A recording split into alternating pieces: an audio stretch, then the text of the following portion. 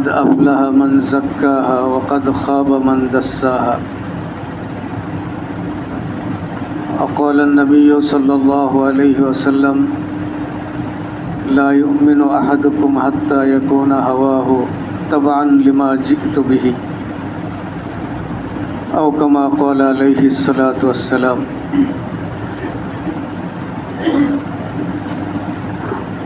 মহান আল্লাহর শুকরগুজারি আদায় করছি তিনি অল্প সময় দিনের কিছু কথাবার্তা বলা শোনার জন্য আমাদের বসার তৌফিক দিয়েছেন একটু সময় এখানে ব্যয় করার তৌফিক দিয়েছেন সেজন্য শুকরিয়া আদায় করি আলহামদুলিল্লাহ আমরা এখানে যতক্ষণ বসে থাকব ততক্ষণ কোনো আলোচনা যদি নাও বুঝি তথাপিও সময়টা বেকার যাবে না। আমি এখানে যতক্ষণ বসে আছি ততক্ষণ আমার জুবান, আমার মুখ আল্লাহ পাকের কোনো অবাধ্যতা, নাফরমানির কোনো কাজে মুখ ব্যবহার হবে? কথা বলেন। যতক্ষণ বসে আছি ততক্ষণ আমার কান আল্লাহর নাফরমানির কোনো কথা, শব্দ শুনবে, এমনকি আমার দিল, আমার চিন্তা, এই চিন্তা দিয়েও তো আমরা নাফরমানির কোনো কাজ এই সময়টুকু করব না।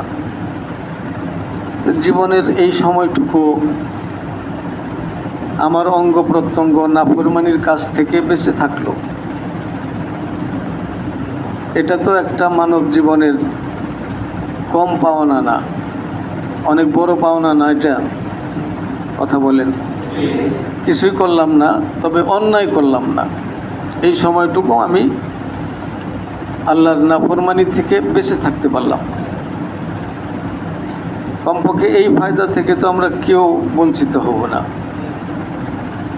সেজন্য মালিকের দরবারে আবার শুকরগুজারি আদায় করি আলহামদুলিল্লাহ। আল্লাহ এই জগতে অনেক সৃষ্টি আল্লাহর, যেটা আমরা হিসাব করে গণনা করে শেষ করতে পারবো না। আল্লাহর কত সৃষ্টি, সব সৃষ্টির মধ্যে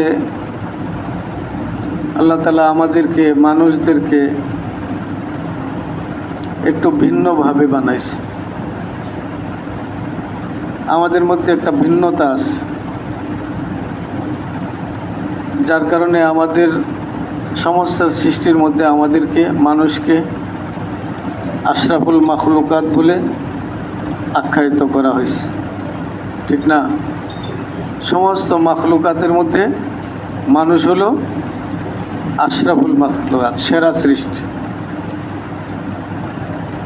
অনেক ভিন্নতা দিচ্ছে আল্লাহ তাআলা আমাদেরকে।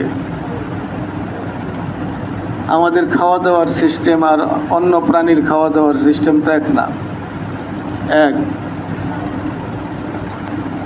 কিছু প্রাণী আছে শুধু ঘাস খায়। কি খায়? ওই প্রাণীগুলো কিন্তু মাছও খায় না, গোশতও খায় না। কথা ঠিক না? কথা কন। গরু কি মাছ খায়, ঘাস খায়, এই গোশত খায়? গরুর খাদ্য একটা আলাদা খাদ্য বানিয়ে দিচ্ছে যে এটা খাবে। আর কিছু প্রাণী এরা খালি গোশত খায়, এদের জন্য গোশতই খাবার বানাইছে। ওই প্রাণীগুলো মাছ খায় না। আর কিছু প্রাণী এরা শুধু মাছ খায়, এরা তো আর গোশত খায় না। কথা ঠিক না? আবার কিছু প্রাণী আছে তার খাবার হলো শস্য দানা, তারা মাছও খায় না, গোশতও খায় না, ঘাসও খায় না, তারা খালি শস্য দানা খায়। আর আমাদেরকে একটু ভিন্ন করে বানাইছে। ভিন্ন করে বানাইছে বলেই ঘাসের যত প্রকার আছে সবই আমরা খাই। খাই কি খাই না? যত প্রকারের শাক আছে সবই তো খাই। শাক খাই বলে মাছ খাই না তা তো না। মাছের যত প্রকার খাই, গোশত খাই। এই জগতে এত প্রাণী বানাইলো, সব প্রাণীকে খাবারের লাইনে কাউকে এই গণ্ডিতে, কাউকে এই গণ্ডিতে, কাউকে এই গণ্ডিতে সীমাবদ্ধ করে দিল। আর একটা প্রাণী বানাইলো, তাকে সব গণ্ডির সব জায়গায় খাওয়ার অনুমতি আছে। আলহামদুলিল্লাহ বললেন না? নিষেধ নাই। তাহলে খাবারের দিক দিয়ে আমাদেরকে ভিন্ন বানাইছে কিনা? কথা কন। বাসস্থান, আমাদের বাসস্থান আর অন্য আল্লাহর এই জগতের আরও যে সৃষ্টি, সবার বাসস্থান আর আমাদের বাসস্থানকে এক বিশাল এক তফাৎ। ওরা কখনো বৃষ্টিতে ভিজতেছে, রৌদ্রে পড়তেছে, শীতের মধ্যেও শীত সইতেছে। ওদের তো বাসস্থানই নাই। থাকলেও নামকা অবস্থায় কিছু কিছু বাসস্থান আছে। আর আমাদের জন্য বাসস্থানহীন, বাসস্থান নাই এরকম কোনো মানুষই তো পাওয়া যায় না। আছে? হ্যাঁ, বাসস্থানের মধ্যে তফাৎ আছে। কেউ হয়তো অট্টালিকায় এসির মধ্যে থাকে, কেউ হয়তো বা মাথার উপর দিয়ে শুধু ছাউনি আছে। যাই হোক না কেন, আল্লাহর সৃষ্টির অন্য সব সৃষ্টির চেয়ে আমার আপনার বাসস্থান ভিন্ন। কথা ঠিক না?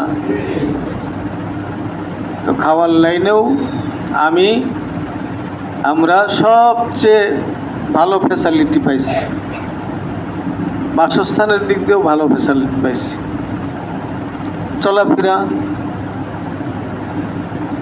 চলাফেরা করি, অন্য কোনো প্রাণীর তো চলাফেরার কোনো ব্যবস্থা নেই। আমাদের জন্য ব্যবস্থা আছে। আমরা এই দেশ থেকে ওই দেশে যাই, কখনো বাসে চড়ে যাই, সাইকেলে চড়ে যাই, হোন্ডায় চড়ে যাই, রিক্সায় চড়ে যাই,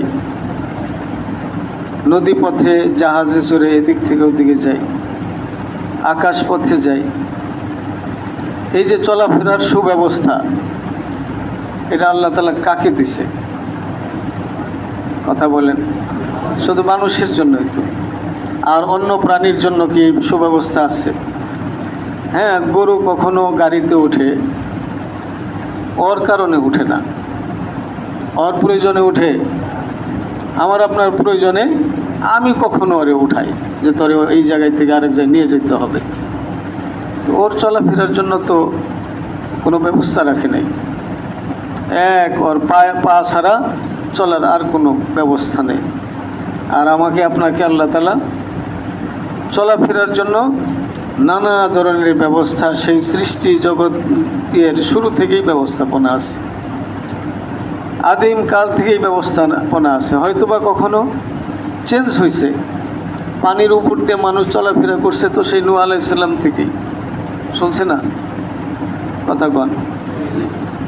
হয়তোবা সময়ের পরিবর্তনে সেটার কোয়ালিটি ভিন্ন হয়েছে। তারপর এই ভূপৃষ্ঠে চলার জন্য আগের যুগে থেকেই তো মানুষ ঘোড়া গাধার উপরে, উটের উপরে, হাতির উপরে চলাফেরা করছে। আস্তে আস্তে পরিবর্তন হয়ে সেটা একটু ভিন্ন রূপ হয়েছে।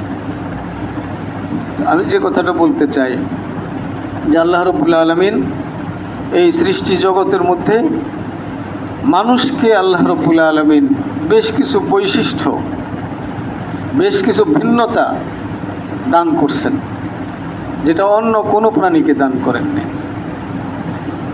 এই ভিন্নতার মধ্যে সবচেয়ে বড় ভিন্নতা, বড় বৈশিষ্ট্য, সবচেয়ে বড় বৈশিষ্ট্য হলো আল্লাহ রাব্বুল আলামিন মানুষকে ওয়াহাদাইনাহুন নাজদাইন, মানুষকে ভালো এবং মন্দ, ভালো মন্দ বিবেচনা করার মতো শক্তি, সামর্থ্য, বুদ্ধি, মেজাজ আল্লাহ রাব্বুল আলামিন দান করছে। এটা হলো মানুষের সবচেয়ে বড় বৈশিষ্ট্য। একটা মানুষ যদি তার আকলে সালিম, আল্লাহ তাআলা যে আকল দিচ্ছে, এই আকলটাকে যদি আসলে মানুষটাই কাজে লাগায়, আল্লাহ তাআলা তো নিজেই বলছেন যে আমি তাকে তার ভালো নির্ণয় করা এবং তার খারাপটা নির্ণয় করার যোগ্যতা আমি তাকে দান করছি। এটা হলো মানুষের সবচেয়ে বড় বৈশিষ্ট্য। আর এই বৈশিষ্ট্যের কারণেই মানুষ অন্য প্রাণীর থেকে ভিন্ন হয়েছে। নয় খাওয়া দাওয়া তো সব প্রাণীই করে, হ্যাঁ, খাওয়া দাওয়ার পরে এটা নির্গত করার ব্যবস্থা তো সব প্রাণীরই আছে। সব প্রাণী তো তার জৈবিক চাহিদা পূরণ করে, সব প্রাণীরই তো আওলাদ হয়। তো মানুষের ভিন্নতা, এই জায়গাটা হলো মানুষের ভিন্নতা। মানুষের মধ্যে আল্লাহ রাব্বুল আলামিন ভালো এবং মন্দ, হক বাতিল, করণীয় বর্জনীয়, এটার যোগ্যতা আল্লাহ তাআলা মানুষের মধ্যে দান করছে। কেউ যদি চিন্তা করে যে আমি যে কথাটা বলছি এই কথাটা আমার বলা উচিত কিনা। একজনের সাথে আমি কথা বলছি, একটা রিক্সাওয়ালার সাথে আমি কথা বলছি, আমার অধীনস্থর সাথে আমি কথা বলছি, আমার বড়র সাথে আমি কথা বলছি, আমার সন্তান, আমার বিবির সাথে কথা বলছি। আমি যে কথাটা বলতেছি এই কথাটা আসলে আমার জন্য আমি সঠিক কথা বলছি কিনা, এটা যদি একটা মানুষ চিন্তা করে, তাহলে সঠিক আর ব্যাঠিক বের করতে পারবে কি পারবে না? কথা কন, নিশ্চয় পারবে। এই যোগ্যতাটা আল্লাহ রাব্বুল আলামিন মানুষকে দিচ্ছেন। আর এই যোগ্যতার ভিত্তিতেই মানুষের সফলতার ব্যর্থতা। আল্লাহ রাব্বুল আলামিন বলেন কদ আফলাহা মান যাক্কাহা। এই যে তার ভিতরটা, তার ভিতরে পশুত্ব আছে, তার ভিতরে ফেরেশতার গুণও আছে, তার মধ্যে পশুর স্বভাবও আছে। প্রত্যেকটা মানুষের মধ্যে কিন্তু পশুর স্বভাব আছে। আমি আপনি সবাই তো মানুষ, পর্যালোচনা করলে তো অসুবিধা নেই। দেখেন একটা পিঁপড়ার একটা স্বভাব আছে। পিঁপড়ার স্বভাব হলো কি, হাঁটতেছে, হাঁটে কেন? ও দৌড়াচ্ছে কেন? কোনো কিছু তালাশ করতেছে তো নাকি? কথা কন, তালাশ করতেছে ও। তো পরে একটা মুড়ি খুঁজে পায় না অনেক সময় মুড়ি। এই মুড়িটা কি করে? মুড়ি পাই খাওয়া শুরু করে দেয়? খাওয়া শুরু করে না। এত বড় মুড়ি যেটা ওই পিঁপড়ার চেয়ে কমপক্ষে 20 গুণ বড়, এই মুড়িটা টানা শুরু করে দেয়। টানতে টানতে টানতে টানতে ওর একটা ঘর আছে, যে ঘরটা বাতাসে উড়ে যেতে পারে, যে ঘরটা মানুষে পাড়া দিয়েও নষ্ট করে ফেলতে পারে, যে ঘরটা যে কোনো সময় বিধ্বস্ত হয়ে যেতে পারে, ওই ঘরের কাছে এই মুড়িটা টাইনা নিয়ে যায়। কথা ঠিক না বেঠিক? নিয়ে ওই ঘরের সামনে রাইখা ও ওখানে ঘুমায়। কথা কন, পিঁপড়া ঘুমায়, ওটা ওখানে রাইখা আবার দৌড়। অথচ জানে এই পিঁপড়া যে মুড়িটা এখানে রাখছে তার বাড়ির এখানে, এই বাড়িও বিধ্বস্ত হয়ে যেতে পারে, যে কোনো কারণে এই মুড়ি উইরা চলে যেতে পারে। শান্তন হয় নাই, আবার দৌড়, আবার তালাশ করতেছে। জমা করো, খাওয়া কতটুক লাগবে তার দরকার নেই, কিন্তু জমা করো। কথা ঠিক না ঠিক? অথচ এই পিঁপড়ায় যদি ইচ্ছা করতো, ঠিক আছে মুড়ি একটা পাইছি, আমি এটা খাইতে থাকি, দেখি কত বছর খাওয়া হয় আমার, এটা শেষ হইলে আবার যাব, তা তো আর যায় না। কারণ তার মধ্যে কি জমা করো, তোমার কতটুকু লাগবে তার দরকার নেই, জমা করো। মানুষের এই সিফত আছে কি নাই? জানে না এই ঝড় তুফানে এই সমস্ত বাড়িঘর যে কোনো সময় ভেঙে চলে শেষ হয়ে যেতে পারে। জীবন ব্যয় করে দেয় শুধু একটা ঘর করার জন্য। একটা হইলেই বা শেষ হয়? কেউ শেষ দিছে না, দেয় নাই কেউ শেষে পর্যন্ত। একটা হইলে তো আরেকটা, আরেকটা হইলে তো আরেকটা, কবরে চলে যাবে, তারপর আরেকটা। তাহলে পিঁপড়ার সিফত মানুষের মধ্যে আছে কি নাই? আছে। শহরে তো কুকুর দেখেনি, গ্রাম দেশে সবচেয়ে কুকুরের মূল আখলাকটা পাওয়া যায়। এক জায়গায় একটা মরা প্রাণী আছে, একটা কুকুর সন্ধান পাইল যে মরা প্রাণী পড়ে রয়েছে। কুকুরে সেখানে সন্ধান পাওয়ার পরে যায় কি করে, খাওয়া শুরু করে না, ওইটার চারপাশ দিয়ে একটা ঘুরানি দিতে থাকে, খালি ঘুরতে থাকে, দৌড়াইতে থাকে। ও তাকাইতে থাকে যে অন্য কেউ আসে কিনা, না আমি একাই আসছি। ওর এরকম লাফানি কুদানি দেখে আরেকটাই বুঝে ফেলে যে এখানে না জানি কি আছে। যখনই আরেকটা আসতে যায় যুদ্ধ। কথা ঠিক না বেঠিক? এই দুজনের যুদ্ধের আওয়াজ শুনে আরেকটাই এসে পড়ে, ত্রিমুখী যুদ্ধ। আরেকটা আসার পরে চতুর্মুখী যুদ্ধ। যুদ্ধ করতে করতে দিন পার, খাওয়া আর হয় না।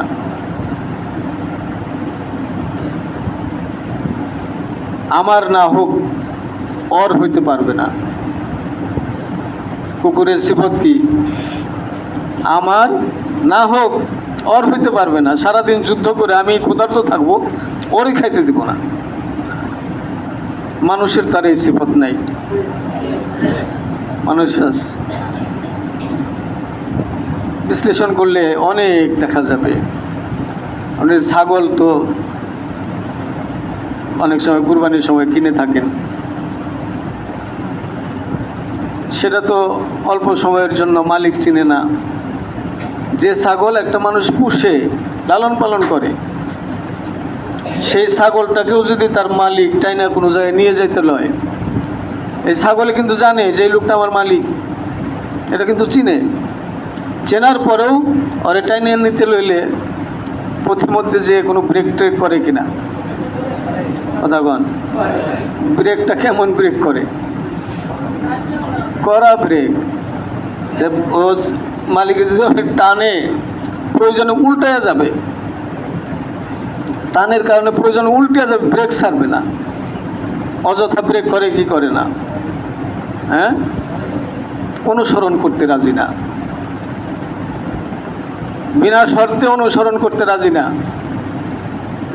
বক্রতা, এই বক্রতা মানুষের আছে কি নাই? নবীগণ, আম্বিয়ায়ে কেরাম, নবীর পরবর্তীতে ওলামায়ে কেরাম মানুষদেরকে ডাকতেছে না যে ভাই আসেন এই পথে যাই? ডাকে কি ডাকে না? নিঃস্বার্থও তো ডাকে। কত মানুষ তো নিঃস্বার্থ ডাকতেছে, জানেও যে এই লোকের ডাক এটা সঠিক ডাক, এবং এই লোক কোনো স্বার্থে আমাকে ডাকতেছে না, এটা আমারই ফায়দার জন্য। তারপরেও কি মানুষ ডাক শোনে? ব্রেক করে না? কেমন ব্রেক করে? করা ব্রেক করে। তবলিগ জামাত যদি মসজিদে এসে ঘোষণা দিতে পারে যে আজকে একটা জামাত আসছে, মাগরিবের পরে বয়ান হবে, তো কিছু মুসল্লি আছে যে আজকের মাগরিবটা অন্য মসজিদে যায় পড়ি, আছে কি নাই? অথচ কি এই লোকগুলা তো আমার পকেটে থেকে টাকাও নিবে না, আমাকে ডাইভার্ট করে কোনো খারাপ দিকেও নিবে না। আমার যদি সময় থাকে তা আমার সময়টা একটু চাই যে কিছু কথা বললে আপনার দিলের ভিতরে কোনো তাসির হয় কিনা, আর আপনি আমলদার হয়ে যান কিনা, এটাই তো ফিকির। তারপরে ব্রেক। আমি যেটা বলতেছিলাম যে প্রত্যেকটা প্রাণীর যে বদ স্বভাব, এই বদ স্বভাবগুলো মানুষের অন্তরে আছে, মানুষের ভিতরে আছে। কাজেই হিংস্র প্রাণীর স্বভাবও আছে, আবার ফেরেশতার স্বভাবও আছে। আল্লাহ রাব্বুল আলামিন বলেন, কদ আফলাহা মান যাক্কাহা, যে মানুষগুলো তার অন্তরের এই সব পশুত্ব, পশুসুলভ আচরণ এগুলো পরিষ্কার করতে পারে, এটা একটা একটা ধরে ধরে পরিষ্কার করতে পারবে, আর ভালো গুণগুলো দিলের ভিতরে প্রতিষ্ঠিত করতে পারবে,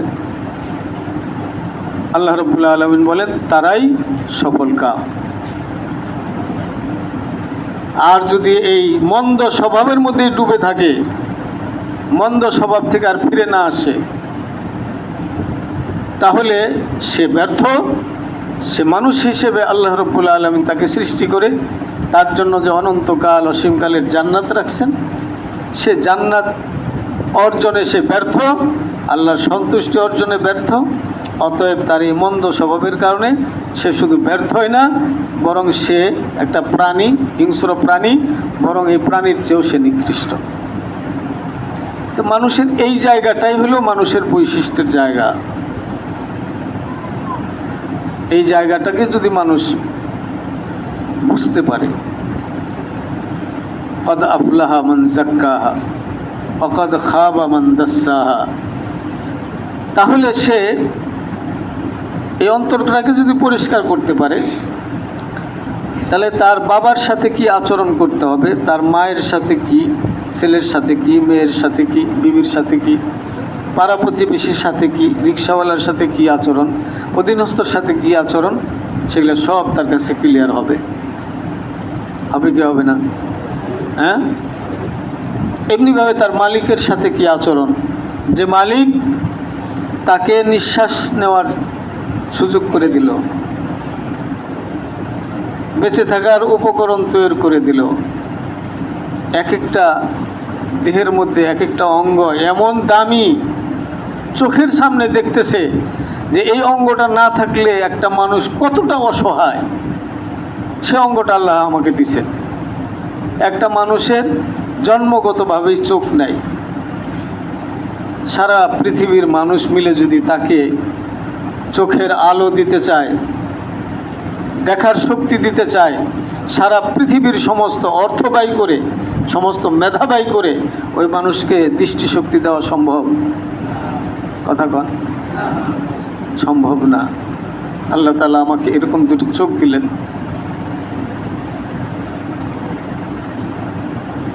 বাঁচার উপকরণ এক একটা নিয়ে যদি আমি চিন্তা করি, এক একটা নিয়ে যদি একটু চিন্তা করি, পায়ের একটা রগ যদি খালি একটু বেশ কম হয়ে যায়, দাঁড়াইতে পারে না মানুষ, দৌড়াচ্ছি আমি।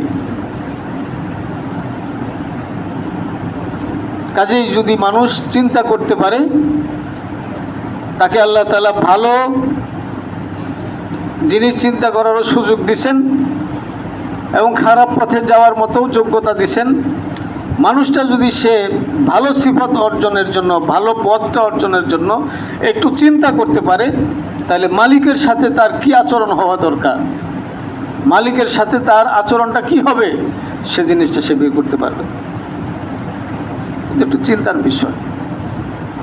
আল্লাহ রাব্বুল আলামিন আমাদেরকে যে মানুষ হিসেবে ওয়া হাদাইনাহুন নাজদাইন,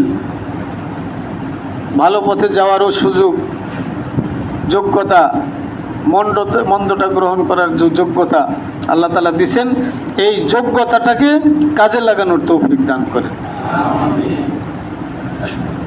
তাহলে অন্তর পরিশুদ্ধ হবে। অন্তর পরিশুদ্ধির জন্য কয়েকটা আমল যদি ধারাবাহিকভাবে আমরা চালু রাখি, অন্তর পরিষ্কার হবে, ভালো পথটা ধরা সহজ হবে। এক নাম্বার, প্রতিদিন ইস্তেগফার করা। ইস্তেগফার মানে হলো আমার অন্যায়ের বিষয়ে অনুতপ্ত হয়ে আল্লাহর কাছে বলা যে আল্লাহ, আমি বড় অনুতপ্ত, আমাকে মাফ করে দেন। আল্লাহ রসুল সাল্লাল্লাহু আলাইহি সাল্লাম বর্ণনা আসছে যে নবীজি সাল্লাল্লাহু আলাইহি সাল্লাম প্রতিদিন কমপক্ষে 70 বার ইস্তেগফার করতেন। তা আল্লাহ রাসূলের তো কোনো গুনাহ ছিল না, তার তো ইস্তেগফার করার দরকার ছিল না।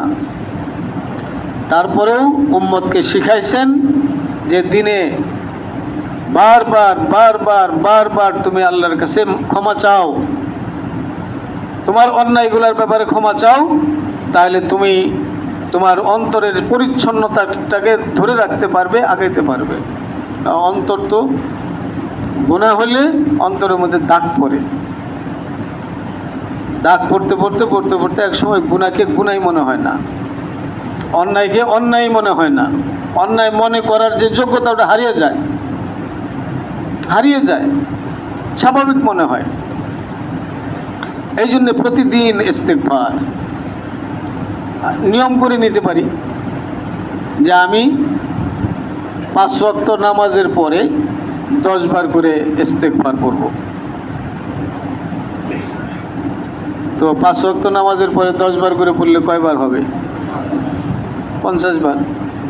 রাতে ঘুমানোর আগে আরও 10 বার পড়ব। মোবাইলটা একটু দূরে রাখতে হবে, এটা কাছে রাখাই যাবে না। রাত্রে ঘুমানোর সময় এটা কাছে রাখাই যাবে না, রাখলে রাতের ঘুম নষ্ট হবে, আর যতটুকু হবে ওই ঘুম বেবরকতির ঘুম হবে। ওই ঘুম শরীরের জন্য না উপকারী হবে, আর না এই ঘুমটা আমার ইবাদত হিসেবে যাবে, এরকম হবে না। এই জন্য ওটা দূরে সরিয়ে রেখা কমপক্ষে 10 বার। কয়বার হলো কথা বল?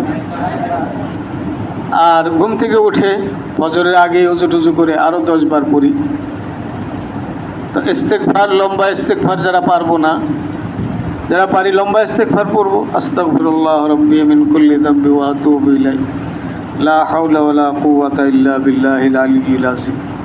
না পারলে কমপক্ষে আস্তাগফিরুল্লাহ আস্তাগফিরুল্লাহ আস্তাগফিরুল্লাহ মনে মনে খেয়াল করা যে মালিক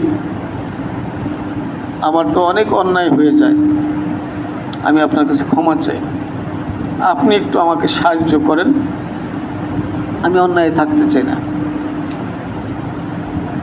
তো কমপক্ষে এই 70 বারের ইস্তেগফারের একটা নিয়ম জিন্দেগিতে চালু করি, তাহলে দেখা যাবে এই ইস্তেগফারের ওসিলায় আমার গুনাহ মাফ হবে। আর গুনাহ মাফ হইলেই দিলের মধ্যে যে দাগ পড়ে, গুনার কারণে দাগ পড়ে না, ওই দাগগুলো কি হবে? মুছতে থাকবে। মুছতে থাকলে আমার অন্তর পরিষ্কার হবে। কদ আফলাহা মান যাক্কাহা, যে পরিষ্কার করে, অন্তরকে পরিষ্কার করে, সে সফল কাম। আল্লাহ তাআলা আমল করার তৌফিক দান করেন। 2 নম্বর, নামাজের পাশাপাশি কোরআন তেলাওয়াত। কোরআন শরীফ দেখে দেখে তেলাওয়াত, এটা হলো আল্লাহ তাআলার কালাম পাঠ, মালিকের সাথে একটা রিলেশন। মনোযোগ সহকারে যা কোরআন শরীফ পড়ে, অর্থ না বুঝলেও কোনো সমস্যা নেই, অর্থ না বুঝেও যদি পড়ে, এই কোরআন শরীফ পাঠের মধ্যে আল্লাহ রাব্বুল আলামিন আল্লাহর সাথে সুসম্পর্কের একটা ধারা রাখছেন।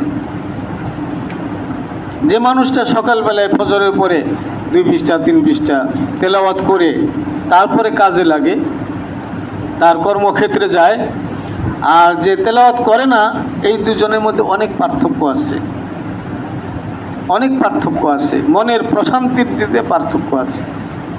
এই জন্য কোরআনে কারীমের তেলাওয়াত এটা আত্মাকে পরিচ্ছন্ন করার একটা বড় মাধ্যম। আমরা তো অনেকেই তেলাওয়াত পারি না, আছে কি নাই? কারণ আমরা কি করব? কুল হুয়াল্লাহর সূরা পারি না, কথা কন, এটা কোরআন শরীফ না। নিয়ম করে নিই যে আমি ফজরের পরে কোরআন শরীফ তো পড়তে পারি না, এটা আমার কপাল মন্দ। আল্লাহ রাসূল সাল্লাল্লাহু আলাইহি সাল্লাম বলছেন, আমার যে বান্দা সূরা ইখলাস 3 বার পাঠ করবে, আল্লাহ তাআলা ইহসান করে, অনুগ্রহ করে তার আমলনামায় 1 খতম কোরআনে কারীমের তেলাওয়াতের সওয়াব লিখে দিবেন। ইজা জাআ নাসরুল্লাহ, পারি অনেকেই। আল্লাহ রসুল বলেন যে ইজা জা নাসরুল্লাহর এই সূরা যে আল্লাহর বান্দায় 4 বার পাঠ করবে, আল্লাহ রাব্বুল আলামিন তার আমল নামায় ইহসান করে অনুগ্রহ করে 1 খতম কোরআনে কারীমের সওয়াব লিপিবদ্ধ করে দেবেন। কুল ইয়া আইয়ুহাল কাফিরুন 4 বার পড়লে সমপরিমাণ সওয়াব। ইজা জুলজিলাতিল আরদ অনেকেই পারি। এই সূরাও যদি কেউ 2 বার পাঠ করে তাহলে আল্লাহ তাআলা তার আমল নামায়ও 1 খতম কোরআনে কারীমের তেলাওয়াতের সওয়াব লিখে দিবেন। কাজে আমরা যারা কোরআনে কারীমের তেলাওয়াত শিখি নাই, শিখার প্রচেষ্টা করতে থাকি। আর আল্লাহ রাসূল সাল্লাল্লাহু আলাইহি সাল্লামের যে সংক্ষিপ্ত আমল দিয়ে এগিয়ে যাওয়ার যে ব্যবস্থা করে দিয়েছেন, কমপক্ষে ওই আমলগুলো করি। পারি কি পারি না? ফজরের পরে দৌড় দিব না, নিয়ম বানিয়ে নিই। ফজরের পরে কমপক্ষে আমি 3 বার, 6 বার, 9 বার, 12 বার, 15 বার সূরা ইখলাস পড়ব। একটা মানুষ যদি প্রত্যেক দিন 15 বার সূরা ইখলাস পাঠ করে তাহলে 3 পাশা 15। সে যদি আশা নিয়ে পড়ে যে আল্লাহ আপনার রসুল নাকি এই কথা বলছে, আমি তো কোরআন শরীফ পাঠ করতে পারি না, বড় আশা নিয়ে আমি 15 বার করে সূরা ইখলাস পড়ব, আর এই আমলটা যদি চালু রাখে তাহলে তার আমল নামায় প্রতিদিন 15 বার করে পড়লে কয় খতমের সওয়াব হবে? কথা কন? 5 খতমের সওয়াব। এটা যদি চালু রাখে তাহলে সারা জীবন পাঠ করলে তার জীবনে কত আমল নামার, কত সওয়াব, কত খাজানা তার আমল নামায় জমা হয়ে যাবে। আর পাশাপাশি ওই যে অন্তরের পরিচ্ছন্নতা, অন্তরের যে গুনার যে দাগ, সেই দাগগুলো কাটতে থাকবে। 2 নম্বর আমল বললাম। 1 নম্বর আমল কি বলছি? কথা কন? ইস্তেগফারের আমল করব। 2 নম্বর নামাজের পাশাপাশি, নামাজ পড়ার পাশাপাশি কোরআন তেলাওয়াত করা। যারা সরাসরি দেখে কোরআন তেলাওয়াত করতে পারবো না, তারা ওই নিয়তেই কোরআন পাঠ করতে, সেই নিয়তে, ওই সওয়াবের নিয়তে সূরা ইখলাস পড়তে থাকবো। আল্লাহ তাআলা তৌফিক দান করেন। 3 নম্বর, আমার ভিতরে যে আল্লাহ তাআলা নফস দিয়েছেন যুদ্ধ করার জন্য, এই নফসের সাথে যুদ্ধ করতে হবে। অন্তরকে পরিচ্ছন্ন করতে হলে নফসের সাথে যুদ্ধ করা লাগবে, যুদ্ধ করতে হবে। মুমিনের জন্য নফসের সাথে যুদ্ধ করা ছাড়া কোনো টাইমই নাই, প্রত্যেকটা মুহূর্তেই যুদ্ধ করতে হয়। গাজালি রহমতুল্লাহ আলাইহি বলছেন, গাজালি রহমতুল্লাহ আলাইহির নাম শুনছেন না? অনেক বড় ইসলামিক ব্যক্তিত্ব ছিলেন, দার্শনিক ছিলেন। উনি বলছেন যে শয়তান মানুষকে ধাপে ধাপে বিপদগামী করার জন্য চেষ্টা করে। সর্বপ্রথম যেটা করে সেটা হলো তাখির, বিলম্ব করায়। একজন মুমিন মুসলমান ভাইকে জিজ্ঞেস করেন যে ভাই, নামাজ পড়া কি দরকার না? কোনো মুমিন মুসলমান কি বলবে যে না দরকার না? কথা কন না কেন? বলবে না যে হ্যাঁ দরকার? তো পড়েন না কেন? নামাজ পড়া শুরু করেন না কেন? দেখবেন উনি বলবে কি যে হয়তো শুরু করে দেব। বলে কি বলে না? হ্যাঁ, ওকে শয়তানে এই জালের মধ্যে আটকে রাখছে যে ঠিক আছে নামাজ তো পড়বাই, পড়তে হবে, নামাজ পড়া ছাড়া তো কোনো উপায় নেই, একটু বয়সটা হোক, এই 2-4 দিন পরে যখন শুরু করবা তখন আর ছাড়বা না কোনো দিন, তুমি এক আল্লাহওয়ালা হয়ে যাবা, বুজুর্গ হয়ে যাবা। নামাজ পড়নেওয়ালা কেউ আবার একটু তাহাজ্জুদ পড়তে চায়, একটু আওয়াবিন ইশরাক পড়তে চায়, বলে যে একটু পরে, আর কিছুদিন পরে শুরু করো, এখনই এত বুজুর্গ হয়ে যাবে, তো সময় আসতেছে সামনে। শয়তান এই ধোঁকা দেয় কি দেয় না? তো এক নম্বর হলো তাখির, বিলম্ব করানো। যে কোনো আমল আমি করতে চাই, আমাকে প্রথমে ই করে রাখে যে ঠিক আছে দাড়ি রাখা, ভাই দাড়ি রাখেন না, দাড়ি রাখা সুন্নত না, বলবে কি যে বিয়ে শাদিটা করে নিই। ওর বিয়ে শাদি হইলে পরে জিজ্ঞেস করেন, তখন বললো যে ভাই একটু ছেলে মেয়েদের একটু বিয়ে শাদি দিই, তারপরে দাড়ি রাখবো। কথা ঠিক না বেঠিক? ও কিন্তু জানে, কিন্তু তাকে এই বিলম্বের জালে শয়তান আটকে রাখতেছে। ভালো মানুষকেও আটকে রাখতেছে, আমাকেও আটকে রাখতেছে। আমার মনে হয় কি যে আমি একটা সময় আমার জীবনে আসবে, যে সময় আমি কোনো গুনাহ করব না, আমি খুব মুত্তাকি পরহেজগার হয়ে যাব, আমি আল্লাহওয়ালা হয়ে যাব, এরকম একটা সময় আসবে আমার। সেই আজকে 30 বছর আগে থেকে এই প্রত্যাশা করতেছি, আজও সেই প্রত্যাশার মধ্যে আছি। আজও আমাকে খালি বিলম্বের মধ্যে রাখতেছে যে হ্যাঁ তোমার সামনে একটা জীবন আসবে, যে জীবনে তুমি কোনো গুনাহ করবা না, তুমি মুত্তাকি, তুমি পরহেজগার, তুমি আল্লাহওয়ালা হয়ে যাবা। সেটা সামনে আছে, এখনই না, এখনই শুরু করার দরকার নেই। এটা হলো শয়তানের প্রথম জাল। এখানে যুদ্ধ করতে হবে।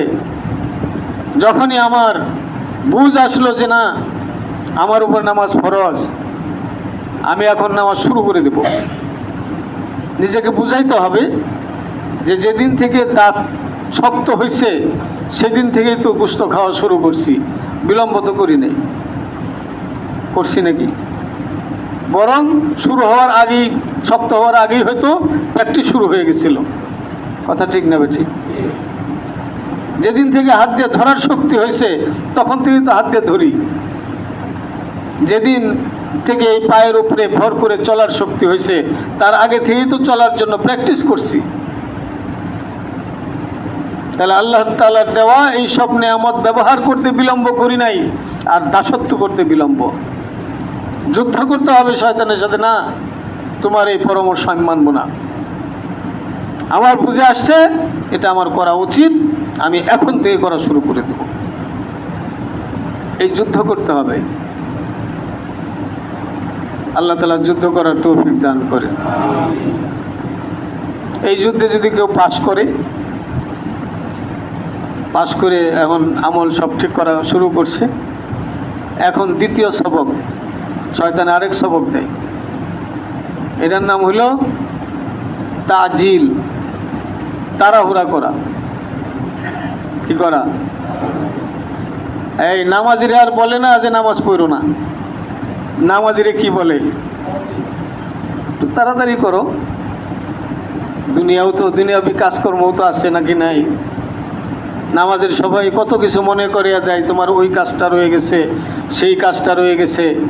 আমাদের আলেমদেরকে, ছাত্রদেরকে আমাদের ওই লাইনেই বলে যে তোমার ওই লেখাটা রয়ে গেছে, তোমার একটা চ্যাপ্টার দেখার কথা ছিল, দেখাটা রয়ে গেছে। হয় কি হয় না? কথা কন।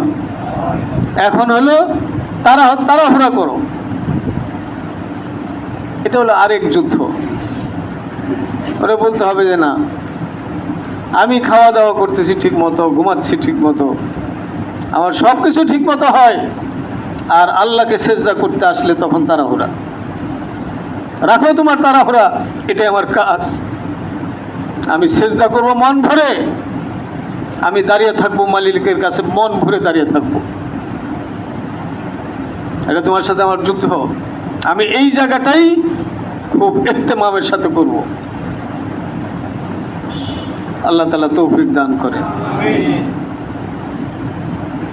এই যুদ্ধে উত্তীর্ণ হলে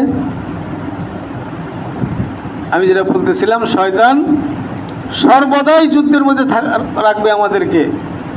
কেউ যদি এই যুদ্ধে উত্তীর্ণ হয় যে না এখন সে খুব সুন্দর করে ইহতেমামের সাথে নামাজ পড়ছে, অন্য অন্য কাজের চেয়ে ইবাদতগুলোকে গুরুত্ব সহকারে করছে,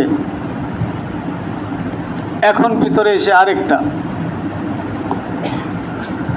পরামর্শ দিবে যে মাশাআল্লাহ তুমি তো নামাজ ছাড়ো না, আর নামাজ গুরুত্ব সহকারেই করতেছো,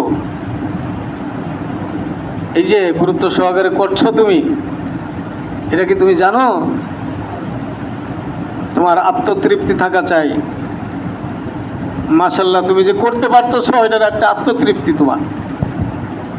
তোমার মতো তো অন্যরা করেও না, কত মানুষ আছে তোমার মতো করে না, তার চেয়ে তুমি ভালো না? খুব সূক্ষ্ম জিনিস ভিতরে তৈরি করবে যে কত মানুষ তো নামাজ পড়তেছে না, তার চেয়ে তো তুমি ভালো। এই উপলব্ধি কি তোমার আছে? কমপক্ষে এই উপলব্ধিটা করো। অজুব সব নষ্ট করে দেয়। আমি তো সেজদা করতে পারতাম না, কে করার তৌফিক দেন? এটা আমার কৃতিত্ব। আমার কৃতিত্ব কিসের? আমি ভালো কিসের? আমার এই ইবাদতগুলো যদি আল্লাহ কবুল না করে, তাহলে আমার এই ভালো এই ইবাদতের কোনো মূল্য আছে? আমি নিজেকে ভালো মনে করতেছি কিভাবে? ইমাম গাজালি রহমতুল্লাহ আলাইহি বলেন যে তুমি মসজিদের দিকে জুমার নামাজ পড়তে যাচ্ছ, আর দোকানদার এখনো দোকানদারি করতেছে। তো তোমার মনের ভিতর আসলো যে লোকটা কি,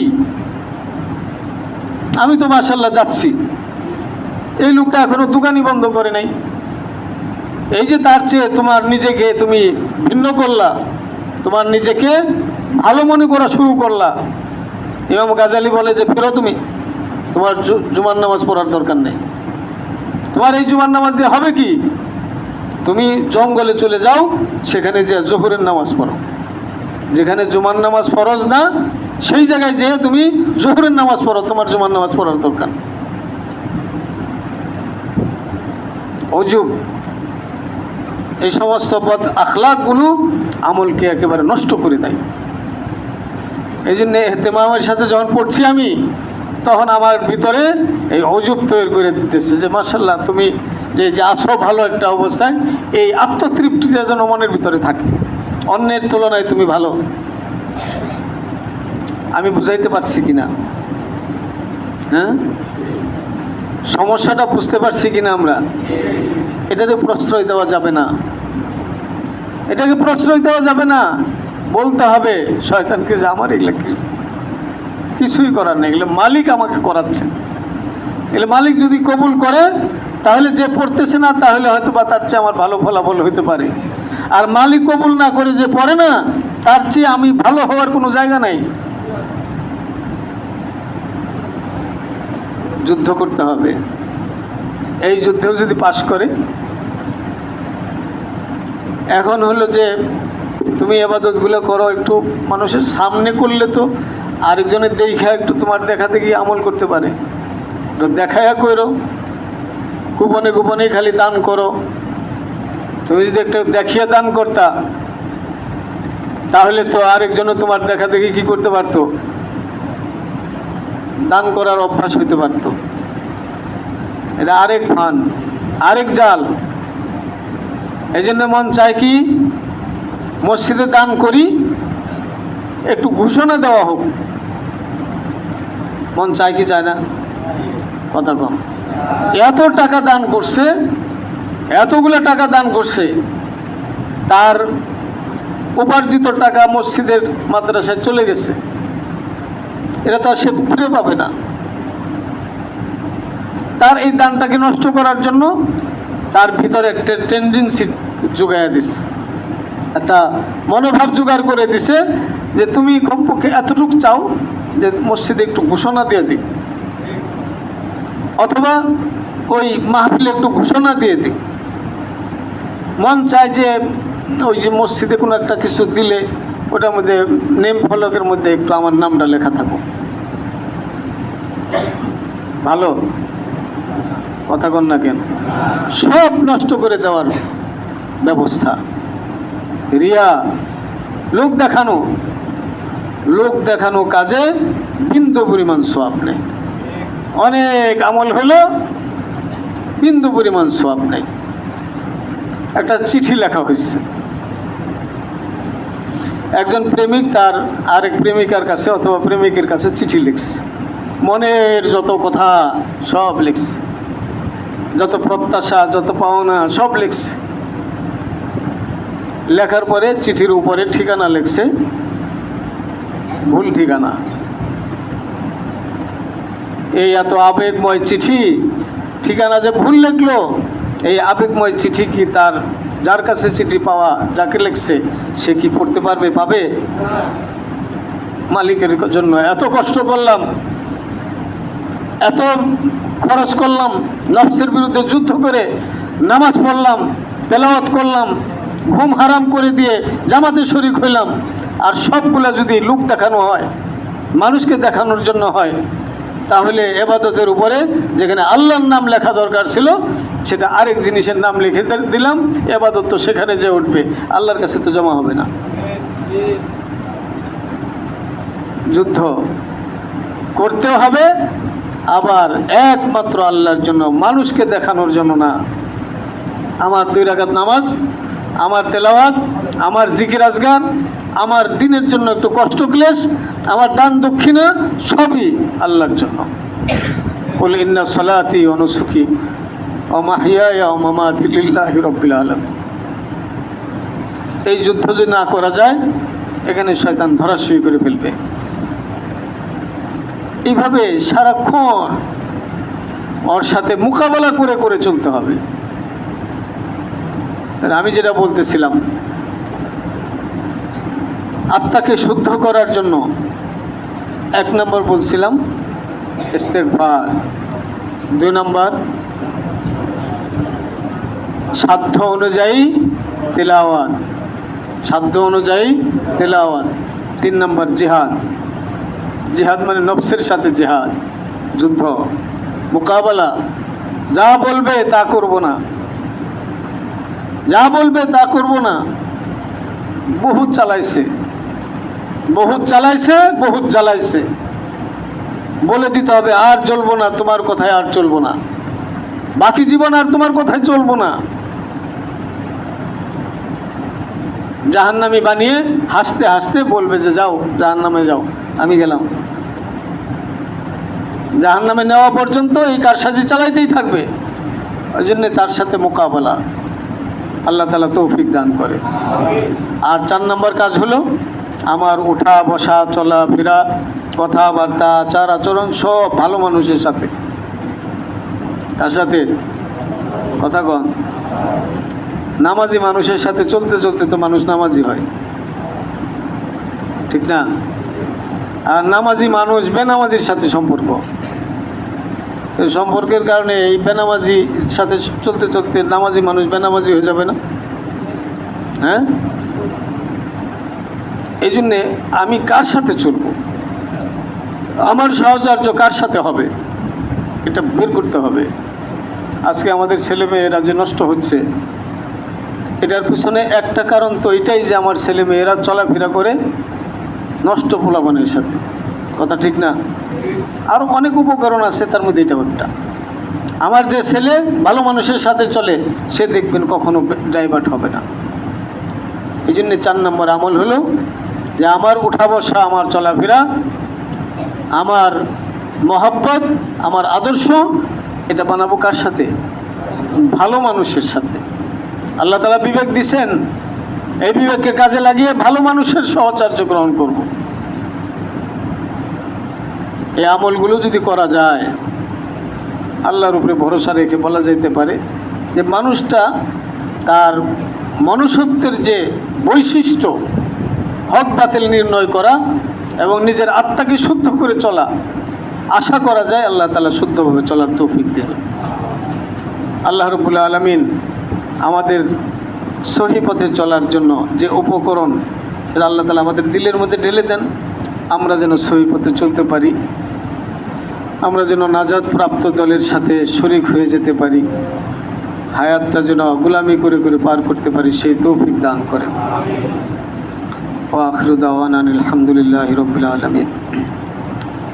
দুরূদ শরীফ পড়ি। আল্লাহুম্মা সাল্লি আলা মুহাম্মাদ ওয়া আলা আলি মুহাম্মাদ কামা সাল্লাইতা আলা ইব্রাহিম ওয়া আলা আলি ইব্রাহিম ইন্নাকা হামিদুম মাজিদ।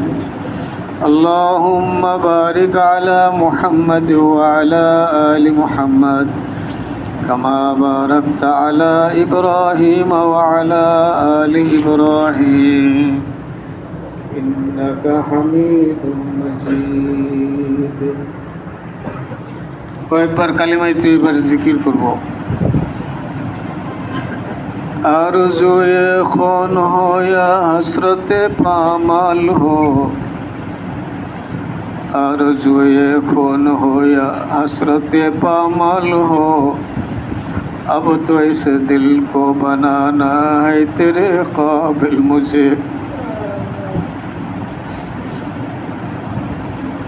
मौत को समझा है तूने इख्तिताम ज़िंदगी मौत को समझा है तूने इख्तिताम ज़िंदगी दर हकीकत मौत है सुबह दवा में जिंदगी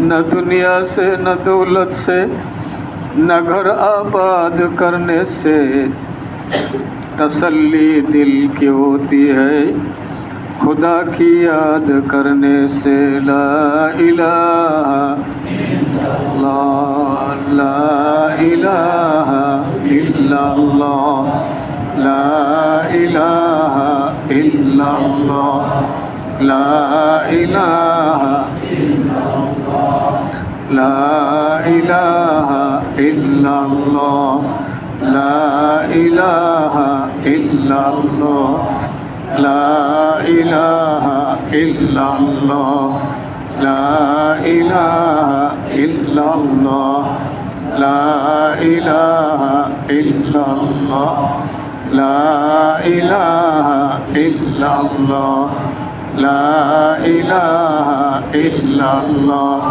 لا إله إلا الله لا إله إلا الله لا إله إلا الله لا إله إلا الله لا إله إلا الله لا إله إلا الله لا إله إلا الله محمد رسول الله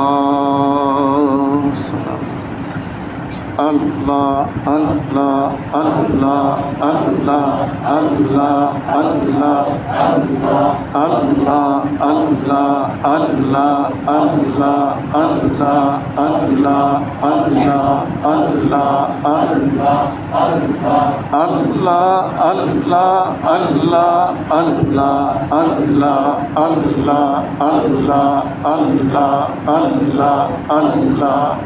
الله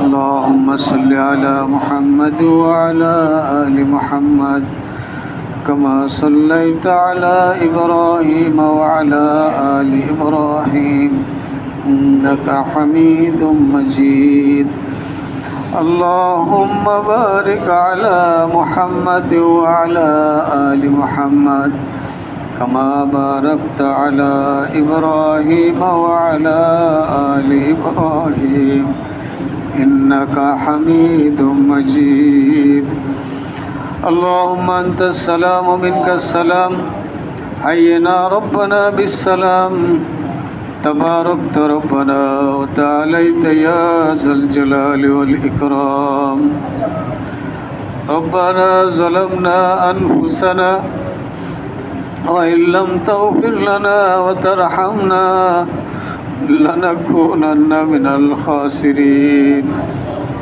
ربنا آتنا في الدنيا حسنة وفي الآخرة حسنة وقنا عذاب النار اللهم آتق رقابنا من النار اللهم آتق رقابنا من النار اللهم إنا نسألك رزاك والجنة ونعوذ بك من سخطك ومن النار اللهم لا تدع لنا ذنبا إلا غفرته ولا هما إلا فرجته ولا دينا إلا قضيته ولا مرضا إلا شفيته ولا حاجة من حوائج الدنيا والآخرة إلا قضيتها يا رب العالمين রব্বুল আলামিন ইয়া আকরামুল আকরামিন আয় আল্লাহ আমরা কিছু গুনাহগার মানুষ রব্বুল আলামিন মাগরিবের পর থেকে কিছু কথা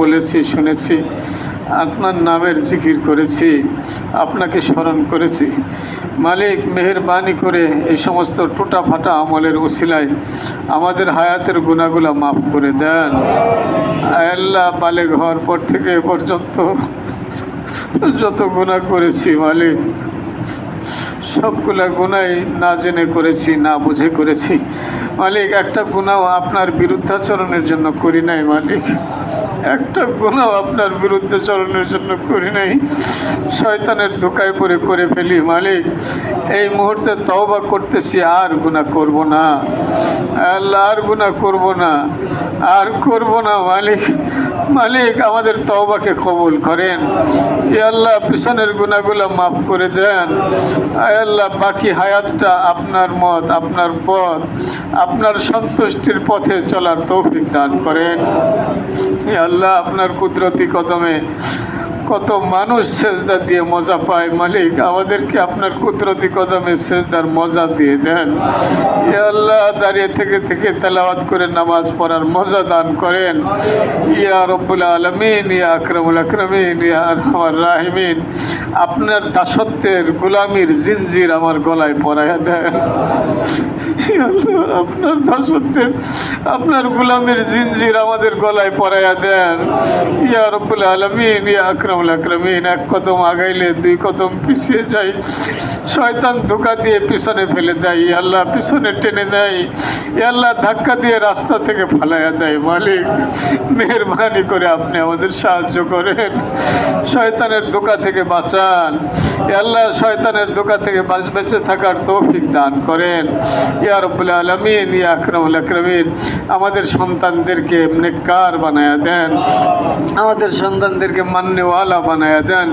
আদবওয়ালা বানায়া দেন আখলাকওয়ালা বানায়া দেন আমাদের যুবক ভাইদেরকে দ্বীনের জন্য ইসলামের জন্য কবুল করেন আল্লাহ আমাদের মহিলাদেরকে আমাদের মাস্তুরাতকে আমাদের মা বোনদেরকে আল্লাহ রাস্তাঘাট মার্কেট থেকে ফিরিয়ে ঘরে জায়নামাজওয়ালা বানায়া দেন আল্লাহ তাদেরকে জায়নামাজওয়ালা বানায়া দেন কোরআন পড়নেওয়ালা বানায়া দেন নামাজি বানায়া দেন আল্লাহ তাহাজ্জুদ গুজার বানায়া দেন রব্বুল আলামিন ইয়া আকরামুল আকরামিন আল্লাহ আমাদেরকে দ্বীনের উপরে চলা সহজ করে দেন আসান করে দেন ইয়া রব্বুল আলামিন ইয়া আকরামুল আকরামিন এই মাদ্রাসা সহ সারা দেশের সারা পৃথিবীর যত মাদারিস মাকাতিব আল্লাহ দ্বীনি প্রতিষ্ঠান আছে সব প্রতিষ্ঠানগুলো আপনার দ্বীনের মার্কাজ হিসাবে কবুল করেন সমস্ত হাওয়াইজ গায়বী খাজানা থেকে পূরণ করে দেন রব্বুল আলামিন ইয়া আকরামুল আকরামিন আমরা না খান্দা কিছু মানুষ আপনার দরবারে হাত তুলেছি রব্বুল আলামিন কারো জন্য সুপারিশ করার যোগ্যতা আমাদের নাই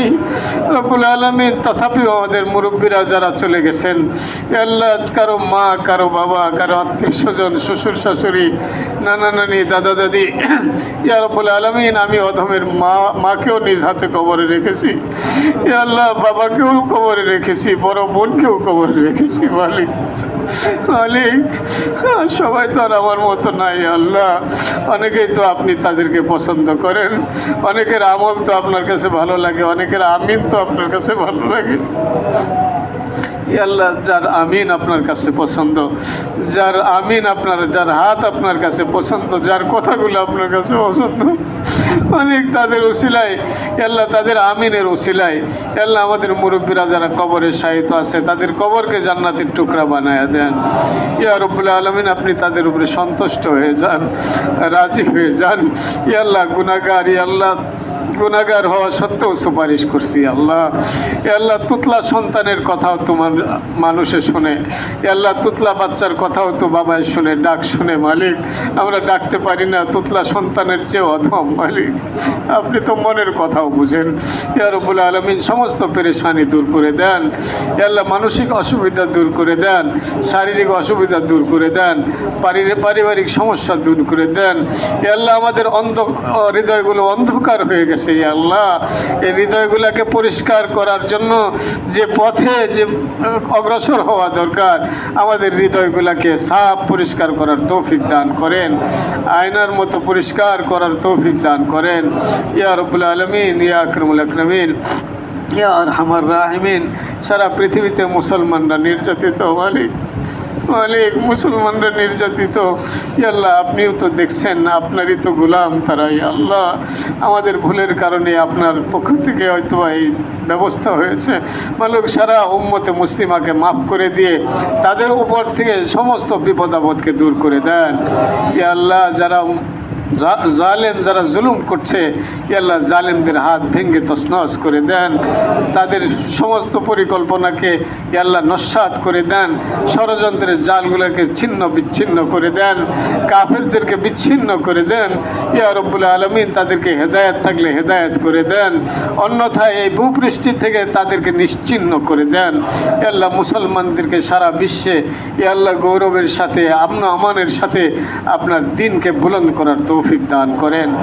ইয়া রব্বুল আলামিন মেহেরবানি করে আপনি আমাদের দোয়া মুনাজাতকে কবুল করেন। রব্বানা তাকাব্বাল মিন্না ইন্নাকা আনতাস সামিউল আলিম ওয়া তুব আলাইনা ইন্নাকা আনতাত তাওয়াবুর রহিম। ওয়া সাল্লাল্লাহু তাআলা আলা খায়রি খালকিহি মুহাম্মাদ ওয়া আলা আলিহি ওয়া আসহাবিহি আজমাইন বিরহমাতিকা ইয়া আরহামার রাহিমিন।